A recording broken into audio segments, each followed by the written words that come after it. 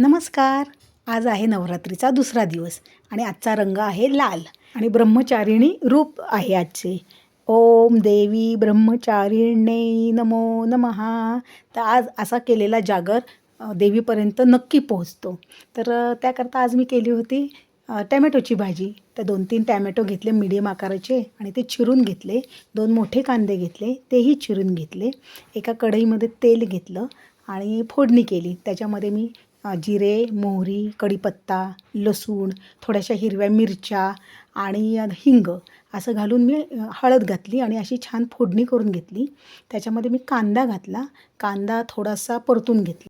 त्याच्यानंतर त्याच्यामध्ये चिरलेले टॅमॅटो होते ते घातले आणि तेही परतून घेतले. थोडेसे परतून झाल्यानंतर मी त्याच्यामध्ये मीठ घातलं, साखर घातली, कांदा लसूण मसाला घातला, लाल तिखट घातलं आणि काश्मीरी लाल तिखटसुद्धा घातलं. थोडंसं रंग येण्याकरता छान तेही घातलं आणि नंतर जाडसर दाण्याचं कूट घातलं.